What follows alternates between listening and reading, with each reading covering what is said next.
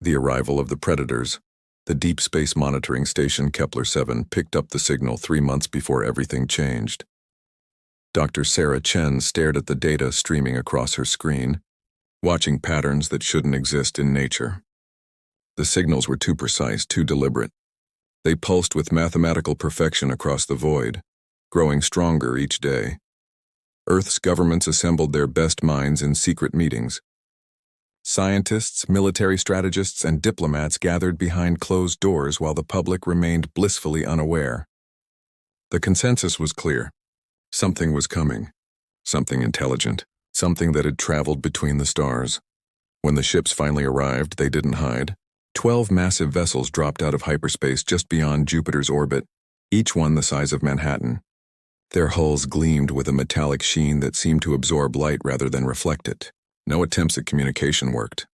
Radio signals, laser pulses, mathematical sequences, nothing received a response. The Krythak, as humanity would later learn to call them, had no interest in talking. They had come for something else entirely. Commander Marcus Rodriguez stood on the bridge of the USS Horizon, Earth's most advanced spacecraft, watching the alien vessels through his viewport. His crew of 30 had volunteered for this first contact mission, knowing they might not return. The alien ships hung motionless in space, silent and waiting. "Sir, they're scanning us," Lieutenant Kim reported from her station. "Energy readings are off the charts." The scan felt invasive, like being dissected while still alive. Every system on the horizon flickered as invisible fingers probed their technology, their defenses, their very DNA through the ship's life support systems. Then the message came. Not through radio or any technology humans understood, but directly into their minds. The voice was cold, ancient, and utterly without mercy. Species 12847. Bipedal. Carbon-based. Technological level. Primitive. Classification. Suitable for harvest. The hunt begins at the next rotation of your star. The connection severed, leaving the crew gasping and clutching their heads. Blood trickled from several noses. Commander Rodriguez helped Lieutenant Kim to her feet, his own head pounding from the psychic intrusion. "Get us back to Earth," he ordered. "Now." As the horizon raced home, the Krythak ships began to move.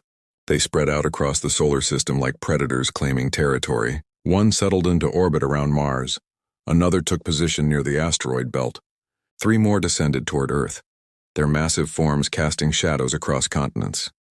The world watched in terror and awe as the ships hovered above major cities: New York, London, Tokyo, Moscow, Sydney. They did nothing for 24 hours. Just waited. Humanity held its breath. Then they sent their hunters. The pods fell like rain, thousands of them, each containing a single Krythak warrior. They were 9 feet tall, covered in natural armor that resembled polished obsidian. Forearms ended in claws that could tear through steel.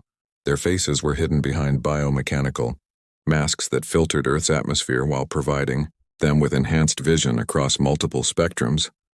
But it was what they brought with them that truly revealed their nature.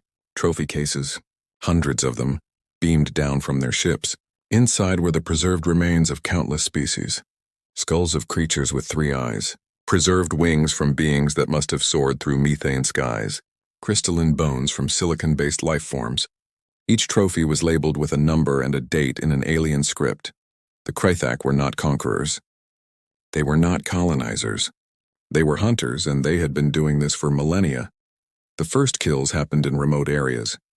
Hikers in national parks, fishermen on isolated lakes, farmers in their fields. The Krythak took their time, stalking their prey with patience born from centuries of practice. They seemed to savor the hunt, often wounding their victims first, letting them run, tracking them through forests and mountains. Maria Vasquez was camping in Yosemite when she encountered one. She heard it before she saw it, a clicking sound like bones rattling together. It was the Krythak's way of announcing its presence, giving its prey a chance to run. She ran, through trees, across streams, her lungs burning, her legs screaming for rest. But it followed, always just close enough to keep her moving, just far enough to prolong the chase. She survived only because she fell into a cave system the Krythak couldn't follow her into. She spent 3 days in darkness, hearing it clicking above her, waiting. When rescue teams finally found her, she was nearly catatonic with fear. Her story spread across the internet within hours. Similar accounts poured in from around the world. The Krithak were not just killing humans, they were hunting them for sport. The military response was swift but ineffective. Bullets bounced off their natural armor. Missiles they simply dodged with inhuman speed. When cornered, they deployed personal shield generators that made them virtually invulnerable. A squad of Navy SEALs ambushed one in Afghanistan. It killed all 12 of them with its bare claws, then arranged their bodies in a ritualistic pattern and took their skulls. Scientists studying the trophy cases made a horrifying discovery. The dates on some specimens went back millions of years. The Krithak had been traveling the galaxy, hunting sapient species to extinction for longer than humans had existed. They found entries for over 12,000 different species, all extinct, all hunted. Dr. Chen, who had first detected their signals, worked frantically with her team to decode more of the Krithak language from captured equipment. What she found chilled her to the bone. Earth was not special. Humanity was not unique. They were simply the next number in an endless catalog of prey. But humans had something the Krithak hadn't encountered in a long time. They had survived their own violent nature. They had climbed from caves to space stations not despite their aggression, but because of it. They had turned their predatory instincts inward, competing against each other, and in doing so had become the most adaptable species on their planet. The Krithak expected fear. They got it. They expected desperation. They got that too. But they also got something else. Rage. Pure, burning human rage. A retired Marine named John Murphy lost his daughter to a Krithak hunter. Instead of running or hiding, he did something the aliens didn't expect. He hunted it back. Using improvised traps, homemade explosives, and 40 years of combat experience, he tracked the creature that had taken his child. It took him 3 weeks, but he found it. The fight was brutal and short. Murphy died, but not before he had driven a piece of rebar through a gap in the Krithak's armor, piercing what passed for its heart. When other Krithak found their dead companion, they stood in silence for a long moment. This had not happened in centuries. Prey did not kill predators. It was not the way of things, but humans didn't know the way of things. They only knew survival. Videos of Murphy's last stand spread like wildfire. If one old Marine could kill one of them, what could humanity do united? The fear began to transform into something else. Determination. Secret meetings were held in bunkers and basements around the world. Military leaders, scientists, engineers, and ordinary citizens with extraordinary skills. They studied every piece of Krithak technology they could recover. They analyzed every recorded encounter. They looked for patterns, weaknesses, anything that could give humanity an edge. The Krithak had made a crucial mistake. They assumed Earth would react like every other world they had hunted. They assumed humans would scatter, panic, and make themselves easy prey. They didn't understand that humans had been practicing war against each other for their entire existence. They didn't understand that humans had a saying, "The most dangerous animal is the one backed into a corner," and Earth had just been backed into the ultimate corner. The resistance began not with governments or militaries, but with ordinary people who refused to be victims. Hunters became the hunted in forests where humans knew every tree and stone. The Krithak found their technology sabotaged by hackers who had spent their lives breaking into secure systems. Their supply drops were poisoned by chemists who understood alien biology better than the Krithak expected. The transformation was beginning. Humanity was learning, adapting, evolving under pressure as they always had. The Krithak wanted to hunt, but they had awakened something primal in humanity, something that had been sleeping beneath civilization's veneer. The same instinct that had driven humans to conquer every environment on Earth, from frozen tundras to scorching deserts, the instinct to survive. And more than that, the instinct to win. Humanity becomes the hunter. The change didn't happen overnight. It took 6 months of blood and loss before humanity found its teeth. 6 months of studying every Krithak movement, every piece of recovered technology, every pattern in their behavior. But when the shift came, it was decisive. Dr. Chen's team made the first breakthrough. The Krithak's bioarmor, which seemed invulnerable to conventional weapons, operated on a frequency-based hardening system. When they anticipated impact, the armor would solidify, but there was a delay, mere milliseconds, but enough.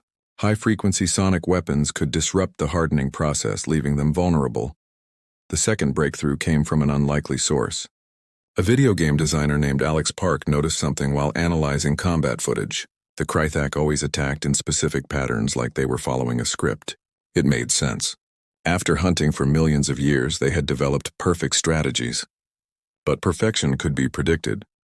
Park created an algorithm that could anticipate Krythak movements with 87% accuracy. Within weeks, the algorithm was distributed to every resistance cell on the planet through encrypted networks. The first successful coordinated counterattack happened in the Amazon rainforest. A Krythak hunting party of 6 had been stalking a group of indigenous people who had fled into the jungle. But the jungle had friends.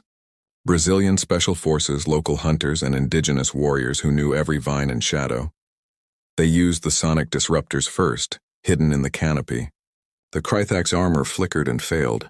Then came the nets, woven from carbon fiber cables stolen from downed Krythak equipment. The aliens, so used to being apex predators, didn't understand being prey. They roared and thrashed, but the humans were ready. One by one, the hunting party fell. Not to advanced weapons or superior technology, but to human cunning and the simple refusal to die quietly. When the last Krythak fell, the humans didn't celebrate. They studied. They learned. They adapted. The victory in the Amazon sparked hope worldwide. If 6 could fall, why not 60? Why not 600? Governments finally united under a single banner. The Earth Defense Coalition. Old enemies became allies overnight. Resources were shared freely. The brightest minds were given unlimited funding. Humanity had one goal: survival. Factories that once produced cars now manufactured sonic weapons. Silicon Valley tech companies reverse-engineered Krythak shields. Every able-bodied person was trained in basic combat and evasion techniques. Children learned to recognize Krythak tracking patterns in school alongside mathematics and history. But the real game-changer was Captain Lisa Stone. A former astronaut turned resistance leader, she led a raid on a grounded Krythak supply ship in Nevada. Her team of 30 volunteers, armed with sonic disruptors and wearing makeshift armor from Krythak casualties, infiltrated the vessel. What they found inside changed everything. The ship's database contained the complete history of the Krythak hunts. 12,000 species, all documented in meticulous detail. But more importantly, it contained the failures. 7 species had fought back successfully. 7 out of 12,000. Each of those 7 had something in common. They had turned the hunt around. They had become the predators. Stone's team also found something else. The Krythak's home coordinates. Their fleet positions. Their supply routes. Everything. The information spread through the resistance like electricity. Humanity had a target. The counteroffensive began with sabotage. Human hackers, using captured Krythak technology, infiltrated their communication networks. Supply ships found themselves redirected into the sun. Hunting parties received false intel that led them into ambushes. The Krythak's perfect coordination began to fracture. Meanwhile, humans were building, not just weapons but ships. Reverse-engineered Krythak technology combined with human innovation. The vessels were smaller, faster, and designed for one purpose: hunting the hunters. The Phoenix Squadron, Earth's first space combat unit, launched 8 months after the invasion began. 12 ships, each crewed by volunteers who knew they might not return. Their mission was simple: take the fight to the enemy. Captain Stone led the squadron's first engagement near Mars. 3 Krythak patrol vessels, confident in their superiority, moved to intercept what they saw as primitive attempts at space combat. They didn't expect the humans to ram them. The Phoenix Squadron had installed reinforced prows on their ships, designed to pierce Krythak hulls. It was insane, suicidal, and completely unexpected. 2 Krythak vessels were crippled in the first pass. The third tried to flee but found itself surrounded. Humans had learned pack tactics from wolves, and they applied them in 3-dimensional space. The battle was brutal but decisive. All 3 Krythak vessels were destroyed. The Phoenix Squadron lost 4 ships, but the message was clear. Humanity was no longer content to be hunted on Earth. They were taking the fight to the stars. Back on Earth, the tide was turning. Krythak hunting parties found themselves becoming the hunted. Humans had learned to use the aliens' own pride against them. The Krythak always hunted alone or in small groups, considering it more sporting. Humans hunted in packs, using coordination and communication to overwhelm individual Krythak. Cities became fortresses. New York's subways were turned into bunkers. London's ancient tunnels became staging grounds for ambushes. Tokyo developed automated defense systems using Krythak technology. Moscow created kill zones where Krythak hunters found themselves surrounded by thousands of armed civilians who no longer feared death. The Krythak commander, a being known as Sovereign Hunter Zelrok, watched from his flagship as his perfect hunt unraveled. In 12 million years of hunting, they had never encountered this. Prey that learned, prey that adapted, prey that fought back with such ferocity. He made a decision that shocked his subordinates. He called for reinforcements. All of them. Every Krythak ship within 50 light-years was summoned to Earth. If humanity wanted war instead of a hunt, he would give them extinction. The intelligence networks humanity had built detected the incoming fleet. Hundreds of ships, enough firepower to crack Earth like an egg. The Earth Defense Coalition had 1 month to prepare. It was Dr. Chen who proposed the unthinkable. They couldn't win a conventional war. But they didn't need to. They needed to make the cost too high. Using captured Krythak technology and humanity's knowledge of nuclear physics, they created something the galaxy had never seen. A virus, not biological but technological. It was designed to infiltrate Krythak systems and turn them against their masters. The virus was named Nemesis. As the Krythak fleet assembled beyond Neptune, Earth prepared for what might be its last stand. Every available ship was launched. Every weapon was primed. Every human who could fight was armed. But the real weapon was already spreading. Nemesis, hidden in captured Krythak technology that the aliens had reclaimed, was infiltrating their systems. It moved slowly, carefully, designed to activate all at once. The battle began at dawn on a Tuesday. It would be remembered as the day Earth roared. The Krythak fleet moved in perfect formation, their weapons charging to reduce Earth to atoms. The human fleet, outnumbered 100 to 1, moved to intercept. It was suicide, but it would buy time. Then Nemesis activated. Across the Krythak fleet, systems began to fail. Weapons turned on their own ships. Navigation systems sent vessels colliding into each other. The perfect coordination that had made the Krythak unstoppable for millions of years shattered in seconds. The human fleet struck like a dagger into chaos. Ships rammed larger vessels. Nuclear weapons detonated inside Krythak shields. Pilots on suicide runs took out command ships. On Earth, every human capable of fighting took to the streets. Krythak hunters, suddenly cut off from their support, found themselves facing not thousands but billions of angry humans. The hunters had awakened something primal in humanity, and now that primitive rage had modern weapons. The battle raged for 18 hours. When it ended, the Krythak fleet was in ruins. Sovereign Hunter Zelrok's flagship drifted powerless, its systems corrupted by Nemesis. The remaining Krythak sued for something they had never offered their prey: mercy. Captain Stone, now Admiral Stone, stood on the bridge of humanity's flagship, the Defiance, as Zelrok's image appeared on the screen. The ancient hunter, who had overseen the extinction of countless species, looked defeated. "You were prey," he said, his voice filled with confusion. "Prey does not defeat the hunter." Stone's response became legend across the galaxy. "We were never prey. We were just practicing on each other. You gave us a real target." The terms were simple. The Krythak would leave Earth's solar system immediately. They would never hunt sapient species again. They would return the trophy collections to the homeworlds of extinct species for proper burial. And they would spread the word: Earth was off limits. As the battered Krythak fleet limped away, humanity stood victorious, but forever changed. They had looked extinction in the face and spit in its eye. They had turned from prey to predator in less than a year. But the real message wasn't just for the Krythak. As Earth began broadcasting its victory across the galaxy, other species took notice. The humans had done the impossible. They had ended the reign of the galaxy's greatest hunters. The trophy cases left behind were turned into a memorial. Each extinct species was given a place of honor, a reminder of what happened when predators met prey that refused to accept their fate. Earth rebuilt, but now with eyes toward the stars. The technology gained from the Krythak accelerated human development by centuries. Within a decade, human ships were exploring the galaxy, not as conquerors but as protectors. The message was clear to anyone who would threaten peaceful species: Humanity was watching. The hunters had become the guardians, and somewhere in the vast cosmos the story spread.